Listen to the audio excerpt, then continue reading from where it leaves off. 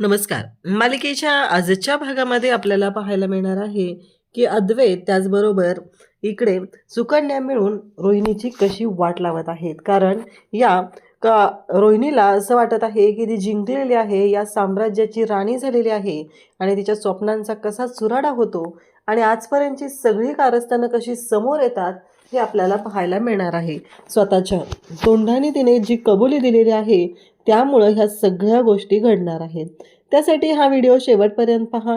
त्याचबरोबर चॅनलवरती नवीन असाल तर चॅनलला नक्की सबस्क्राईब करा, व्हिडिओला लाईक करा. तर इकडे आता चांदेकरांच्या घरी चांदेकरांचं जे घर आहे त्या घराला 50 वर्ष पूर्ण झालेले आहेत आणि त्याच्या सुवर्ण महोत्सवी वर्ष साजरं केलं जात आहे. तर सगळेजण जमलेले आहेत. तेवढ्यात केकची ऑर्डर येते. तर केक आणायला नैना जाते. त्या डिलिव्हरी बॉयकडून केक घेते आणि ती आत येतच असते. त्याच वेळेस आता तिथे रोहिणी असते. तिच्या डोक्यात प्लॅन शिजत असतो, नक्की काय करायचं आहे हे तिचं चाललेलं असतं. आणि म्हणूनच रोहिणी इकडे तिला म्हणते की इकडे आणि इकडे माझ्याकडे तो केक मी देते सगळ्यांना, हे करून आणते मी तिथून सेट करून, असं म्हणत आता नैना केक घेऊन येतच आहे. तेवढ्यातच आता लगेचच रोहिणीने तिच्या हातातून तो केक घेतलेला असतो आणि त्याचबरोबर तिला इकडे सांगितलं जात असतं की हा जो केक आहे तो दे इकडे माझ्याकडे. आणि मग नैनाने पण केक तिच्याकडे दिलेला असतो. परंतु नैना पण तिथे किचनमध्ये गेलेली असते. आता सगळेजण जमलेले आहेत. खरे फॅमिली, चांदेकर फॅमिली सगळे एकत्र आहेत आणि आता हे सगळं जे काही सुरू आहे ते आपल्याला पाहायला मिळत आहे. तर हे सगळे आता सेलिब्रेशनसाठी जमलेले असतात आणि त्याच वेळेस जेव्हा या सगळ्या गोष्टी घडत आहेत तेव्हा रोहिणीच्या डोक्यात जो प्लॅन आहे तो आता वर्क करायला तिने सुरुवात केलेली असते. म्हणजे सगळ्या गोष्टींचं फुल प्लॅनिंग करून मग रोहिणी काटा काढत असते. कालाच्या वेळेस ऑन दी स्पॉट तिला गरज पडली होती तरी तिने त्यावेळी आयत्या वेळी येऊन तिने प्लॅन केलेला असतो आणि या सगळ्या गोष्टी घडलेल्या असतात. तर इकडे आपल्याला पाहायला मिळतं की जेव्हा हे सगळं चालू असतं तेव्हा मात्र सगळे आनंदात आहेत. कारण आपल्या घराचं जे काहीतरी घडणार आहे त्यासाठी सगळे खुश आहेत. परंतु रोहिणीच्या डोक्यात वेगळाच प्लॅन आहे. तिने ठरवलेलंच आहे की चांदेकरांना उद्ध्वस्त करायचं आणि या साम्राज्याची राणी व्हायचं. तर आता तिने जेव्हा तो केक आहे तो घेतलेला असतो, त्या केकवरती तिने सगळ्यांना मारून टाकण्यासाठी औषध आणलेलं असतं आणि मग ते औषध जे आहे ते त्या केकमध्ये मिक्स करत असते. तर इकडे आपल्याला पाहायला मिळतं जेव्हा हे सगळेजण बाहेर आहेत तोपर्यंत तिचं कारस्थान चाललेलं आहे आणि त्याच वेळी हे सगळं जेव्हा घडत आहे तेव्हा तिथे नैना असते. तर ती नैनाला म्हणते की ते बॉक्स वगैरे तिथे डस्टबिनमध्ये टाकून घे, बाकीचा पण करूया. त्यावेळेस सरोज तिथे येते. सरोज म्हणते रोहिणी झाली का तयारी, ते बघायला आले होते. तेव्हा सरोजला ती म्हणते की हो हो. पण सरोज जेव्हा तिथे आलेली आहे लगेचच तिने ती बॉटल तिथे लपवून ठेवलेली असते आणि ते औषध टाकायला सुरुवात करत असते. खरं तर ते औषध जे असतं ते म्हणजे चांदेकरांना मारण्यासाठी. ती म्हणत असते की चला आता खरे फॅमिली, तुमचा तर काही संबंध नव्हता पण आता तुम्ही स्वतःहूनच आलेला आहात, तर आता जावा तुमच्या कलाला भेटायला. आता तुमच्या कलाला तर भेटलं पाहिजे की नाही तुम्हाला, असं ती म्हणत असते. आणि मग हा केक तिने तयार केलेला आहे. त्याचबरोबर नैना त्याचबरोबर सरोज यांना कोणालाच माहिती नाही आहे की हिनं काय गोंधळ घातला आहे. फक्त हिने सगळ्यांच्या समोर बोलत असते आणि तेव्हा त्या केकवरती तिने औषध टाकलेलं असतं. सगळेजण जमलेले आहेत आणि सगळ्यांच्या समोर आता तिने केक घेऊन आलेले असते. ती म्हणत असते की हे बघा, हे सगळं रेडी आहे आणि घेऊन आलेले आहे, असंही सगळ्यांना ती सांगू लागते. आणि त्यावेळेस मात्र आता सगळेजण केक कट करण्यासाठी आहेत. तर अद्वैत आबांना म्हणतो की आबा केक कट करून घेऊया ना. तेव्हा आबा म्हणतात की हो. आता आबासुद्धा केक कटिंगसाठी उठत आहेत. कारण आबांच्या हस्ते या घराचा केक जो आहे तो कट करायचा आहे असं अद्वैतनं ठरवलेलं असतं. आणि तेव्हा मात्र इकडे अद्वैत ह्या सर्व गोष्टी जेव्हा पाहत आहे तेव्हा सगळेजण तिथं जमलेले आहेत. कोणाच्याच डोक्यात नाही आहे की ह्या रोहिणीनं केवढं मोठं कारस्थान केलं आहे. आता काही क्षणात आपल्या सगळ्यांचा जीव जाणार आहे ही गोष्ट कोणालाच माहिती नाही. परंतु रोहिणीनं जे काही केलेलं असतं ते मात्र आता समोर येत असतं. आबा केक कट करायला उठतात आणि त्याच वेळी आबा जेव्हा तिथे उठलेले आहेत नेमकं त्याच वेळी अद्वैत आबांच्या सोबत आहे. त्याचबरोबर सुकन्यासुद्धा आबांच्या सोबत आहे आणि त्याचबरोबर आता केक कटिंग होतं, सगळेजण खुश असतात. सगळेजण हा जो केक आहे तो कट केल्यानंतर आता तिथे सगळेजण केक खाणार असतात आणि सगळे पाहत असतात. त्याचवेळी सोहम तिथे येतो आणि म्हणतो, अरे थांबा ना, हे राहिलं माझ्याकडून, फोटो काढायचा. तेव्हा अद्वैत म्हणतो की अरे सोहम, आधीपासून सगळी तयारी करत जाणार आहे, आयत्या वेळी काय हे सगळं. तेव्हा तो सोहम म्हणतो की हां दादा. मग आबांनी केक कट केलेला असतो. अद्वैत आबांना केक भरवतो आणि त्याचबरोबर आता सरोज तिथं असते. हा केक सगळ्यांना कट करून द्या असं सांगितलं जातं. आणि मग सगळेजण आता जमलेले असतात आणि मग सगळ्यांना केक केक दिला जात असतो. आणि नेमकं त्यावेळेस अनामिकासुद्धा ती केकची प्लेट घेत असते आणि ती खात असते. तर तिथे रोहिणी तिला खुणवते की खाऊ नकोस. म्हणजे कोण कुठची आलेली अनामिका, जिचा चांदेकरांशी संबंधही नाही दूरदूरपर्यंत, त्या अनामिकाला ह्या रोहिणीने वाचवलेला आहे. पण चांदेकरांच्या घरातलं कोणीच तिला नको आहे, हा तिचा सगळा डाव चाललेला असतो. आता सगळे केक खात आहेत, पण रोहिणीला मात्र खूप आनंद झालेला आहे. केक न खाता ती खुश झालेली आहे. अनामिकाला तर सुरुवातीला कळलेलंच नसतं की यांचं काय चालू आहे, कारण यावेळेस तिनं अनामिकाला प्लॅनमध्ये घेतलेलंच नसतं. तेव्हा मात्र आता ती पाहू लागते. तिचं एकच म्हणणं असतं की हे सगळं काय आहे. आणि मग तो केक घेऊन सुकन्यासुद्धा तिथं आहे. सुकन्यासुद्धा तो केक खात आहे. सगळेजण पाहत असतात. परंतु काही वेळातच केक खाल्ल्यानंतर सगळ्यांना त्रास होऊ लागतो. सगळ्यांना गरगरायला लागतं आणि सगळेजण तिथे अगदी चक्कर आल्यासारखे वागू लागतात. आणि हाच तर सगळा प्लॅन ह्या रोहिणीचा असतो आणि त्या पद्धतीनेच तिनं आता सगळ्यांच्या समोर वागत असते. आता मात्र ती जाम खुश होते. चला, आपल्या मनाप्रमाणे सगळ्या गोष्टी झालेल्या आहेत, त्यामुळं तिला खूप आनंद झालेला असतो. हे चांदेकरांचं साम्राज्य जे आहे ते आपल्या एकट्या मालकीचं झालेलं आहे. या गोष्टीचा आनंद तिने तिथं सेलिब्रेट करत असते. त्यासोबतच इकडे पाहायला मिळतं ते म्हणजे चांदेकरांच्यात आता सगळ्यांना तिथे त्रास होऊ लागलेला आहे. आणि ही जी काय आहे रोहिणी, ती मात्र खूप खुश झालेली आहे. तिला या सगळ्या गोष्टी खूप भारी वाटत असतात. ती खुश झालेली असते आणि ती म्हणत असते की चला, या सगळ्या गोष्टी ज्या काय आहेत ना, त्या आपल्या मनाप्रमाणे झालेल्या आहेत. आपण ठरवलेलं होतं त्या पद्धतीने सगळं घडलेलं आहे, असं चालू झालेलं असतं. आणि मग तिने म्हणते, अगं अरे राहुल, बघ ना काय होतंय सगळ्यांना, काय झालं सगळ्यांचं, सगळेजण असे का वागतायत, बघ ना राहुल, असं म्हणत ती राहुलला तिथे सांगत असते. तेव्हा मात्र राहुल मग सगळ्यांना चेक करू लागतो. मुद्दामच हे सगळं चाललेलं त्यांचं प्लॅनिंग असतं. काय करायचं आहे, कशा पद्धतीने गोष्टी करायच्या आहेत, हे त्यांचं सगळ्यांचं प्लॅनिंग असतं. आणि त्याचबरोबर अनामिका मात्र पाहतच राहते, हे सगळं काय घडतंय, कारण या सगळ्याचा काय संबंध इथे, हा प्रश्न अनामिकाला पडलेला असतो. आणि अनामिका मात्र म्हणत असते की काय. मग राहुल आता एकेकाच्या जवळ जातो आणि तिथे प्रत्येकाच्या जवळ जात सगळ्यांना विचारू लागतो की हे सगळं काय आहे, म्हणजे हे जिवंत आहेत का. मग तो म्हणतो की सरोज मामी, तो आहेस का जिवंत, नाही ना, असं म्हणत पुन्हा तो आता पुढे जातो. पुढे तो जातो तो म्हणजे राहुलकडे, अरे दादा, आहेस ना. तेव्हा मात्र इकडे रोहिणी राहुलला म्हणते की प्लॅन अगदी सक्सेस झालेला आहे, आता मात्र काळजी करायची गरज नाही. अनामिका पाहतच राहते, कारण यांनी ज्या पद्धतीने सगळ्यांचा एकाच वेळी काटा काढलेला आहे, ती गोष्ट अनामिकाला सरप्रायझिंग वाटत असते. त्याचबरोबर रोहिणी आता केकच्या जवळ येते. तो सगळा केक विस्कटत असते. ती म्हणत असते की चला, यावेळेस जो प्लॅन केलेला होता तो फुलप्रूफ प्लॅन होता आणि सगळ्यांची वाट लागलेली आहे. आता मात्र या साम्राज्याची मी राणी होणार, असं म्हणत तिने खुश झालेली असते. आणि राहुल मात्र तिथे आलेला असतो. तो म्हणत असतो डॉक्टरांना फोन करतो आणि डॉक्टरांना फोन करून कानाला मुद्दाम फोन लावल्याचं नाटक करतो आणि म्हणू लागतो की डॉक्टर, चांदेकरांच्या घरून बोलतोय, चांदेकर मेन्शनमध्ये सगळ्यांना काहीतरी होतंय, कसं तरी होतंय, पण तुम्ही अजिबात येऊ नका. आता हे सगळं राहुलचं बोलणं सुद्धा तिथं चालू असतं. अनामिका मात्र हसत असते या सगळ्याकडे पाहून, कारण तिला चांदेकरांना उद्ध्वस्त झालेलं बघायचं आहे. सोहममुळं तिच्या आयुष्याची फरफट झालेली आहे असं तिला वाटत असतं. त्याचबरोबर इकडे अद्वैत सगळेजण कोसळलेले असतात आणि रोहिणी आणि राहुल मस्त एन्जॉय करत असतात. ते म्हणत असतात की फायनली तो दिवस आलेला आहे.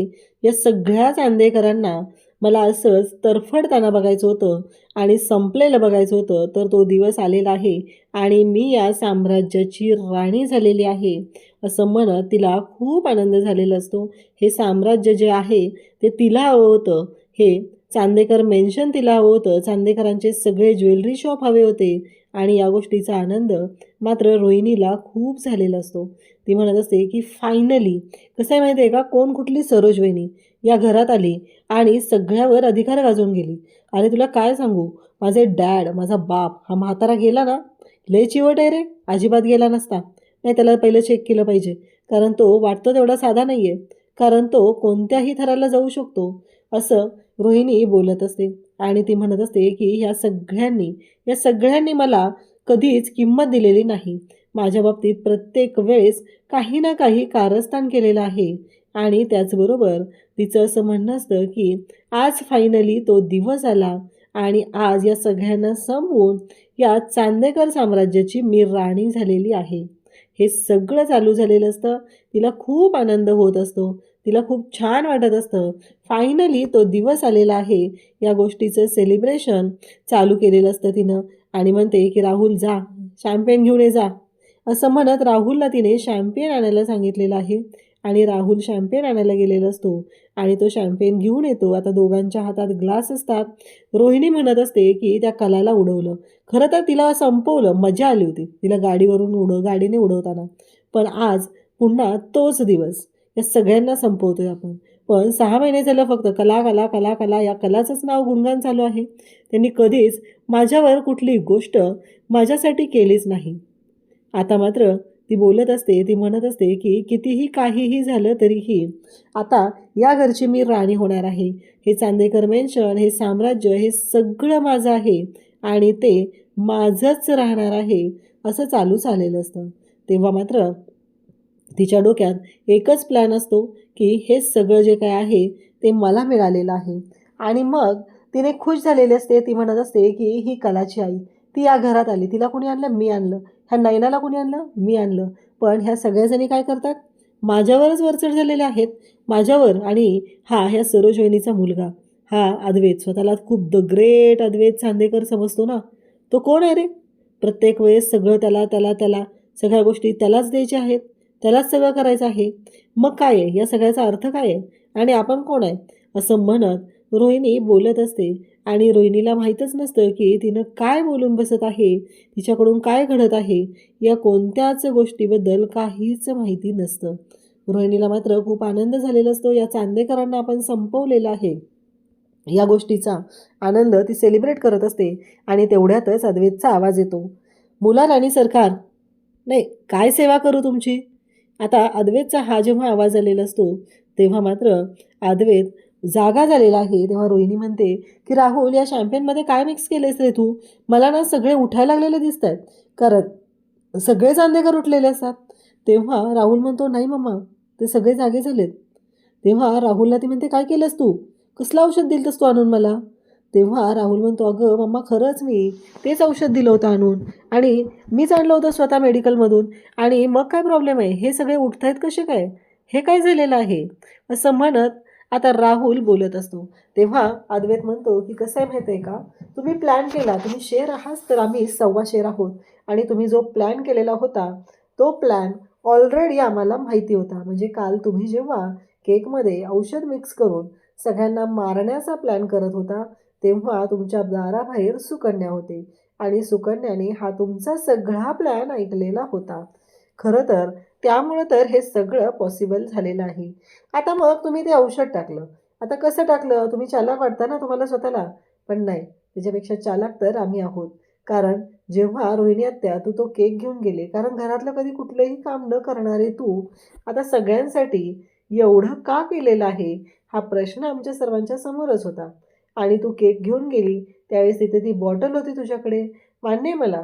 त्या बॉटलमध्ये तुला असं वाटत होतं की औषध आहे, पण नाही, त्या बॉटलमध्ये होतं फक्त आणि फक्त पाणी.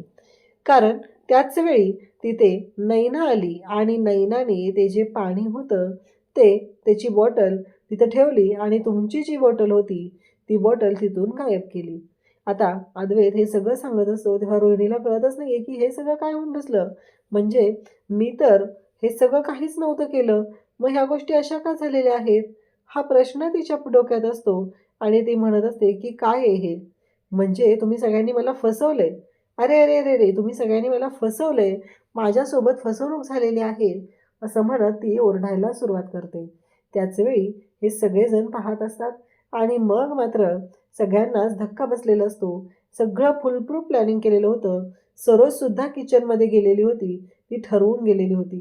तेव्हा नैना तिथे येते आणि राहुल त्याचबरोबर रोहिणी यांनी स्वतःच्या तोंडाने कबूल दिलेले असते की कलाला त्यांनी मारलेला आहे.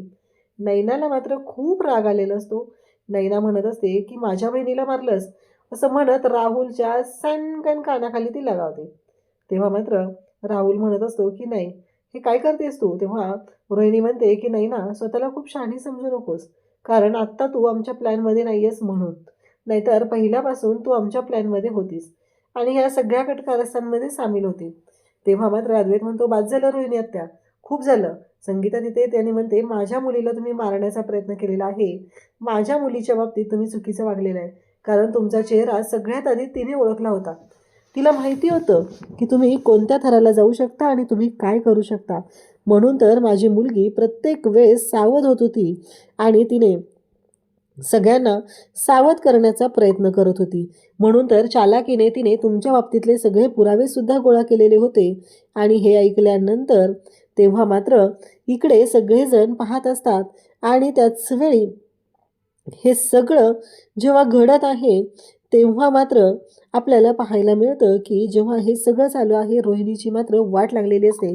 रोहिणी पाहतच राहते. तेव्हा संगीता सांगू लागते की तुम्हाला काय वाटलं? आम्हाला माहीत नाही आहे तुम्ही काय केलेलं आहे. आई, लग्नाच्या वेळेस तुम्हीच गोंधळ घातला आणि तुम्हीच मला सांगितलं की कलाला नवरी म्हणून मंडपात उभं करा, कारण नैनाच्या जागी तिथं कलाला उभं केलं तर बरं होईल आणि तुमची आबरू वाचेल. हे सगळं तुम्ही मला सांगितलेलं होतं आणि म्हणून अद्वैतराव आणि कला यांचं लग्न लागलेलं होतं आणि या सगळ्याला तुम्ही जबाबदार होता. तुम्हाला असं वाटत होतं की हे सगळं तुमच्यामुळं झालेलं आहे आणि तुम्ही कलाला या घरात आणलेलं आहे किंवा या सगळ्या गोष्टी केलेल्या आहेत, पण नाही.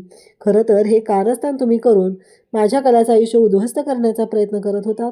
पण या सगळ्यामध्ये तिचं आयुष्य उद्ध्वस्त झालं नाही, तर तिच्या आयुष्यात अद्वैतराव यांच्यासारखा चांगला नवरा तिच्या आयुष्यात आला आणि ह्या सगळ्या गोष्टी घडलेल्या आहेत. तेव्हा मात्र आता इकडे अद्वैत म्हणतो की बाद झालं, माझ्या कलाला मारण्याचा प्रयत्न केलेला आहे, माझ्या कलाच्या बाबतीत एवढं सगळं कारस्थान करण्याचा प्रयत्न केलेला आहे, या सगळ्या गोष्टी केलेल्या आहेत कारण आजपर्यंत तुम्ही फक्त आणि फक्त सगळ्यांशी चुकीच्या पद्धतीनंच वागलेला आहात. हे सगळं जेव्हा घडत असतं तेव्हा मात्र अद्वैत भयानक चिडलेला असतो आणि अद्वैत म्हणत असतो की या सगळ्या ज्या गोष्टी आहेत आणि हे जे काही कारस्थान आहे हे सगळं रोहिणी आत्या तुझं रेकॉर्ड झालेलं आहे. आणि त्याच वेळी तो सांगत असतो की आता तुला कळेल की काय आहे हा पहिला पुरावा म्हणजेच कलाच्या बाबतीतला आणि हा कलाचा मोबाईल. त्याचबरोबर प्रोजेक्टरवरती आता तिथे त्याने व्हिडिओ चालू केलेला असतो आणि प्रोजेक्टरवरती सगळ्यांच्या समोर व्हिडिओ चालू झालेला असतो. त्या व्हिडिओमध्ये स्पष्ट दिसत असतं की रोहिणीची गाडी, मग रोहिणी गाडी चालवत आहे त्याचा पुरावा दिलेला असतो. आणि त्याचबरोबर जेव्हा या सगळ्या गोष्टी घडत असतात तेव्हा मात्र आता अद्वैत म्हणतो की हे सगळे पुरावे एकत्र आहेत, याचा अर्थ लक्षात आला असेलच काय झालेलं आहे ते.